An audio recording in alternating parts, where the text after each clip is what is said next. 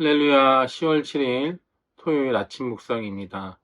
오늘은 시편 1절에서 18절까지 말씀을 먼저 읽겠습니다. 주님, 어찌하여 주님께서는 그리도 멀리 계십니까? 어찌하여 우리가 고난을 받을 때 숨어 계십니까? 악인이 으스대며 약한 자를 괴롭힙니다. 악인은 스스로 쳐놓은 올가미에 스스로 걸려들게 해주십시오. 악한 자는 자기 야심을 자랑하고 욕심을 부리는 자는 주님을 모독하고 멸시합니다. 악인은 그 얼굴에 뻔뻔스럽게 벌주는 이가 어디 있느냐, 하나님이 어디 있느냐 하고 말합니다. 그들의 생각이란 늘 이러합니다. 그런데도 악인이 하는 일은 언제나 잘되고 주님의 심판은 너무 멀어서 그들에게 보이지 않으니 악인은 오히려 그의 대적을 보고 코웃음만 칩니다. 그는 마음속으로 내가 망하는가 두고 봐라. 나에게는 언제라도 불행과 저주란 없다 하고 말합니다. 그의 입은 기만과 폭언으로 가득 차 있고 그들의 혀 밑에는 욕설과 악담이 가득합니다. 그들은 으슥한 길목에 숨어 있다가 은밀한 곳에서 순진한 사람을 쳐 죽입니다. 그들의 두 눈은 언제나 가련한 사람을 노립니다. 굴 속에 웅크리고 있는 사자처럼 은밀한 곳에서 기다리다가 때만 만나면 연약한 사람을 그물로 덮쳐서 끌고 갑니다. 불쌍한 사람이 억눌림을 당하고 가련한 사람이 폭력에 쓰러집니다. 악인은 마음속으로 이르기를 하나님은 모든 것에 관심이 없으며 얼굴도 돌렸으니 영원히 보지 않으실 것이다 합니다. 주님, 일어나십시오. 하나님, 손을 들어 악인을 벌하여 주십시오. 고난받는 사람들을 잊지 말아 주십시오. 어찌하여 악인이 하나님을 경멸하고 마음속으로 하나님은 벌을 주지 않는다 하고 말하게 내버려 두십니까?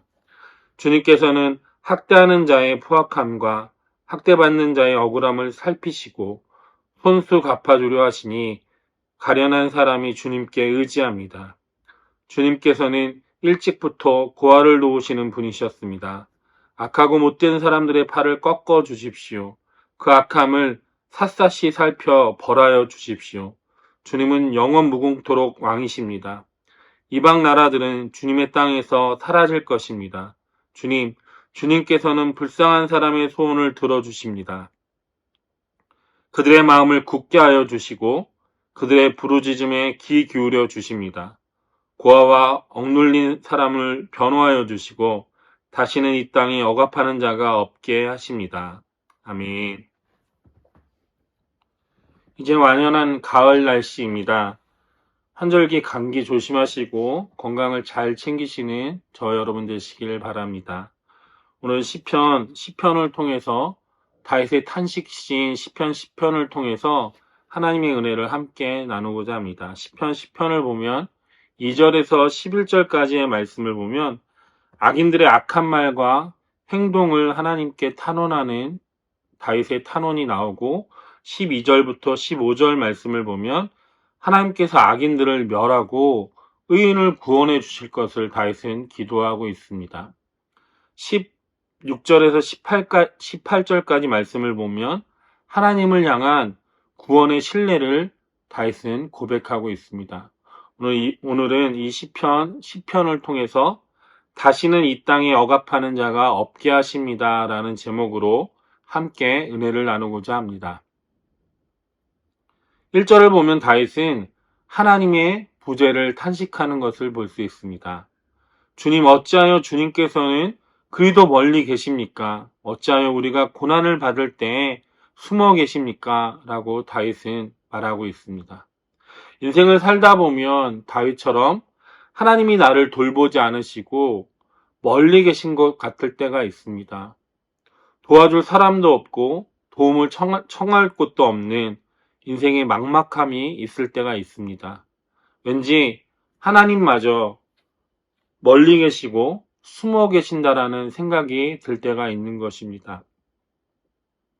하지만 하나님의 부재는 우리의 느낌뿐이지 언제나 하나님은 우리 옆에 계시고 우리와 함께 하신다라는 것입니다. 다만 하나님의 적극적인 개입이 없기 때문에 하나님이 안 계시다라고 우리가 느끼는 것 뿐입니다. 많은 사람들이 자신의 뜻대로, 자신의 생각대로 일이 잘 풀리지 않고 열리지 않으면 하나님을 부인하게 됩니다. 하나님의 부재를 느끼게 됩니다. 그때 하나님의 부재를 느끼고 그 다음에 하나님을 부정하게 되고 하나님을 떠나는 안타까운 일을 하게 되는 수도 있다라는 것입니다. 하지만 우리는 다윗처럼 하나님의 부재를 느꼈을 때 하나님의 존재를 부정해서는 안 됩니다. 하나님의 존재를 부정한다라는 것은 불신앙의 시작이기 때문입니다. 오히려 믿어지지 않고 느껴지지 않을 때 더욱더 기도해야 될 줄로 믿습니다. 다윗처럼 하나님께 더 가까이 나아가서 자신의 상황과 자신의 생각을 아뢰고 하나님의 적극적인 개입을 기도해야 될 줄로 믿습니다. 2절에서 11절까지 말씀을 보면 악인의 기세등등한 말과 행동이 나옵니다. 2절에 보면 우리 주변에도 하나님 없이도 기세등등하고 승승장구하는 사람들을 종종 볼 수 있습니다. 여기서 잘 나간다라는 것은, 잘 산다라는 것은 세상의 기준으로 성공하고 돈이 많다라는 것일 것입니다. 5절과 6절 말씀처럼 악인이 하는 일에 언제나 잘 되고 망하는 것이 없고 불행과 저주도 없다라는 말입니다. 세상 사람들은 자신들이 하고 싶은 걸 하고 먹고 싶은 걸 다 먹고 하고 싶은 걸 다 하면 그것이 성공이고 그것이 잘 사는 것이라고 생각합니다. 이처럼 세상은 잘 사는 것의 기준은 늘 물질에 있는 것을, 돈에 있는 것을 볼 수 있습니다.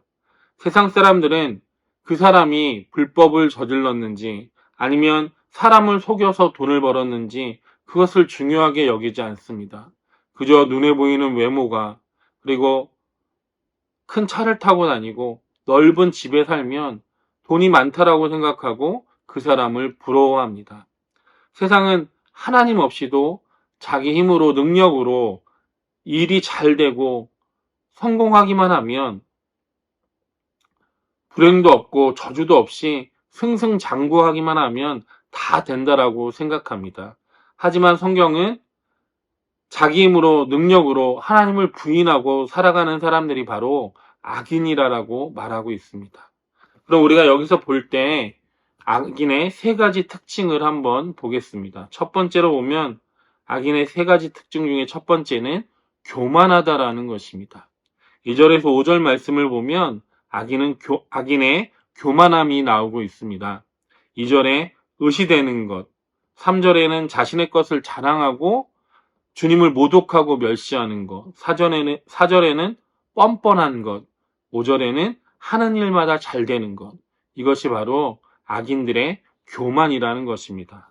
교만한 사람은 하는 일마다 잘 되다 보니 의시되게 되고 자랑하게 되고 뻔뻔해지는 것입니다. 그렇게 살다 보니 하나님을 모독하고 멸시하고 심판이 없다라고 생각하는 것입니다. 세상은 만사형통이 축복이라 하지만 만사형통은 사람들을 악하게 만들고 사람을 교만하게 만드는 것입니다. 오히려 삶에 실패가 있고 절망이 있을 때 하나님을 만나게 되고 하나님을 의지하여서 영적으로 형통한 삶을 살아갈 수 있는 것입니다. 세상의 만사형통을 부러워하는 것이 아니라 하나님 안에서 영적인 형통을 추구하며 살아갈 수 있는 저와 여러분 되시길 주님의 이름으로 축원합니다. 두 번째로 악인에게 볼 수 있는 특징은 어리석음입니다. 6절과 4절 말씀을 보면 먼저 6절을 보면 그는 마음속으로 내가 망하는가 두고 봐라. 나에게는 언제라도 불행과 저주란 없다라고 말합니다. 6절에 보면 악인은 자신은 망하지도 않고 불행과 저주도 없다라고 말합니다. 악인의 이 어리석음은 어디서 오느냐 하면 바로 교만에서 오는 것입니다. 사람이 교만해지면 자랑하게 되고 자랑을 하다 보면 어리석은 말과 행동을 하게 되는 것입니다. 교만과 어리석음의 끝은 무엇입니까? 4절의 말씀처럼 악인은 그 얼굴도 뻔뻔스럽게 벌주는 이가 어디 있느냐, 하나님이 어디 있느냐라고 말합니다. 그들의 생각이란 늘 이러합니다. 바로 악인의 끝은 교만의 어리석음의 끝은 바로 하나님을 부인하는 것에 있습니다. 교만하기 때문에 어리석고 어리석기 때문에 하나님을 대적하고 또한 하나님의 존재를 부정하고 부인하는 것입니다. 어리석은 사람들은 창조주 하나님을 부정하고 부인하는 삶을 살아가게 됩니다. 창조주 하나님을 부인하는 것은 자신의 힘과 능력을 과시하는 것으로 착각하고 있는 것입니다. 마지막 세 번째로 악인에게 볼 수 있는 특징은 거친 말과 비겁한 행동입니다. 7절과 10절 말씀에 보면 악인들의 입과 눈과 손과 발은 늘 악한 일을 하는 것을 볼 수 있습니다. 악인들의 입은 늘 심한 욕과 폭언을 하고 악인들의 눈은 늘 먹잇감을 찾는 사자처럼 약하고 순진한 사람들을 찾아다닙니다. 악인들의 발은 늘 은밀한 곳을 향하고 눈이 찾은 약하고 순진한 사람을 찾아서 그들을 밟아버립니다. 또한 손은 약하고 순진한 사람들을 때리고 결국에는 죽게까지도 만든다라는 것입니다. 악인은 의도적으로 약한 사람들을 상대하고 약하고 순진한 사람들의 돈을 빼앗고 심지어 그들을 죽이기까지도 한다라는 것입니다. 이처럼 악인은 교만과 무지함을 가지고 거친 말과 비겁한 행동을 하는 사람들이 악인인 것입니다. 그들이 다니는 길은 밝고 넓은 정직한 길이 아니라 늘 어둡고 은밀한 거짓의 길을 따라 살아가는 사람들이 그 길을 따라가는 사람들이 바로 악인이라는 것입니다. 12절부터 18절까지 말씀을 보면 다윗은 악인들의 악을 샅샅이 살펴서 심판해 달라고 하나님께 기도하고 있습니다. 다윗은 하나님께서 일어나셔서 손을 들어 악인들을 심판해 달라고 기도하고 있습니다. 고난받는 사람들을 잊지 말고 그 사람들을 도와달라고 기도하고 있고 악인들의 팔을 꺾으셔서 그 악함을 샅샅이 심판해 달라고 다윗은 기도하고 있습니다. 악인은 누구입니까? 악인은 18절에 나오는 것처럼 이 땅에서 억압하는 자들이 바로 악인입니다. 악인들은 결국 세상에 속한 자들이고 하나님이 없다라고 말하는 자들이고 하나님을 부인하는 자들이 바로 악인인 것입니다. 결국 악인들은 하나님의 심판 앞에서 꺾이고 모든 악을 토해내고 영원한 심판을 받게 될 것입니다. 악인이 잠시 이 세상에서 기세등등하고 승승장구한다 하여 악인들을 부러워하지 마십시오. 오직 우리는 하나님만 의지하고 하나님께 나아가야 될 줄로 믿습니다. 하나님의 부재가 느껴질 때 다윗처럼 더욱더 하나님께 나아가 자신의 상황을 말하고 자신의 심정을 이야기하고 오히려 하나님의 적극적인 개입을 도움을 청하는 기도를 드려야 될 줄로 믿습니다. 세상의 만사 형통을 부러워하는 삶이 아니라 영적인 하나님의 형통을 추구하는 삶을 살아갈 수 있는 저와 여러분 되시길 주님의 이름으로 축원합니다. 기도하겠습니다. 사랑의 하나님 감사합니다. 악인은 하나님 없는 형통한 삶을 살아갑니다. 저희가 악인의 하나님 없이 형통한 삶을 부러워하는 것이 아니라 하나님의 자녀된 자로서 하나님 안에서 영적인 형통을 추구하며 살아갈 수 있는 우리의 삶이 될 수 있도록 인도하여 주시옵소서.